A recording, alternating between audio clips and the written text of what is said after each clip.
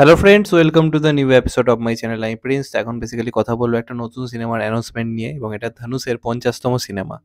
তো ধনুষকে মানে ধনুষ এমন একজন আর্টিস্ট যাকে নিয়ে কথা বলতে, সত্যি কথা বলতে গেলে খুব প্রাউড ফিল করি, কারণ ওরম অভিনেতা আমি খুব কম দেখেছি, যার না আছে সেরকম লুক, না আছে সেরকম বডি, অথচ অভিনয় দিয়ে মানে গোটা জগৎকে জাস্ট তাক লাগিয়ে দেওয়া একজন অভিনেতা। রিসেন্টলি তার বহু কাজ আমি দেখেছি, স্যার বলে একটা কাজ এসেছিল, এছাড়া রিসেন্ট টাইম আছে ক্যাপ্টেন মিলার।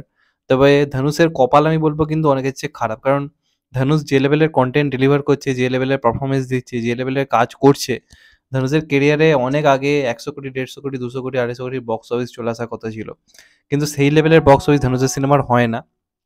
এটার কারণ কি আমি সত্যি কথা বলতে গেলে জানি না, কারণ ক্যাপ্টেন মিলার সেই লেভেলে কিন্তু বিজনেস করতে পারেনি যেটা সত্যি কথা বলতে গেলে ডিজার্ভ করে। বেশ খানিকটা কম বিজনেস করেছে, কিন্তু সিনেমাটার ভয়ঙ্কর লেভেলের ভালো একটা কাজ, যারা দেখেছে প্রত্যেকে বলছে।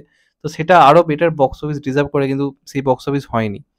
তো এবার ধনুষ নিজের কেরিয়ারে 50তম সিনেমা আনছে, এবং এটা তার মানে জীবনে বলা যেতে পারে একটা বড় মাইলস্টোন। 50তম সিনেমা অবধি একটা অভিনেতা পৌঁছতে পারছে মানে সে নিজেকে খুব বড় একটা জায়গায় রাখতে পারে, যে হ্যাঁ, আমার 50তম সিনেমা হলো, কমপ্লিট হলো।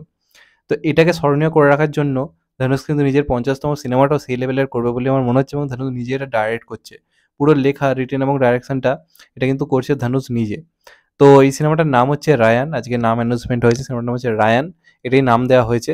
এবং ধানুষের এখানে যে লুকটা, বেসিক্যালি দুদিন আগে একটা লুক সামনে এসেছিল পেছন দিক থেকে, ন্যাড়া মাথা একটা লুক সামনে এসেছিল, পেছনে রিলিজ ডেটটা লেখা ছিল, দিন আর কি এটা অ্যানাউন্সমেন্ট হবে। তো আজকে সামনে থেকে লুকটা সামনে এসছে। তো ধনুষের এরকম লুক আমরা খুব একটা বেশি দেখতে পেয়েছি বলে আমার তো অন্ততপক্ষে মনে হয় না। মানে দারুণ লাগছে পোস্টারটা।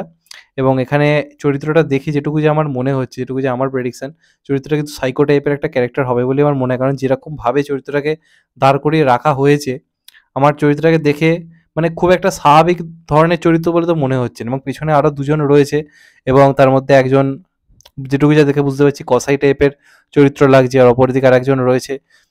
মানে মোট ৩টে চরিত্র রয়েছে, ৩টে চরিত্রের উপর ভিত্তি করে বেসিক্যালি গল্পটা। তো আই থিঙ্ক সিনেমাটা সামথিং ডিফারেন্ট কিছু হবে বলে আমার মনে হচ্ছে।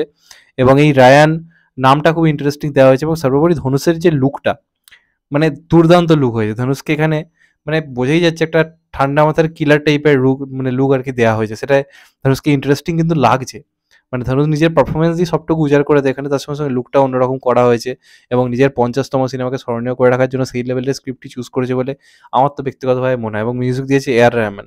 তো আশা করবো এআর রহমান যখনই এই ধরনের কিলার মানে মানে কি বলবো, এরকম সাইকো টাইপের সিনেমায় মিউজিক দিয়েছে, সেখানে কিন্তু বিজিএম এর কাজ খুব ভালো হয়েছে।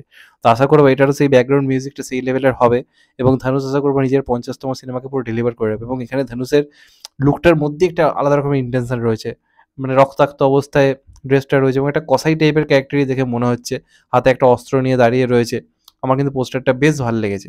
এবার দেখা যাক ফাইনালি এই সিনেমাটা ধনুষের কেরিয়ারের মোড় আরও বড় জায়গাতে নিয়ে যেতে পারে কিনা, সেটা একটা দেখার ব্যাপার থাকবে, কারণ 50তম সিনেমা যে কোনো অভিনেতার কাছে একটা স্বপ্ন, এবং আশা করবো সেই লেভেলের স্ক্রিপ্ট এটা হবে।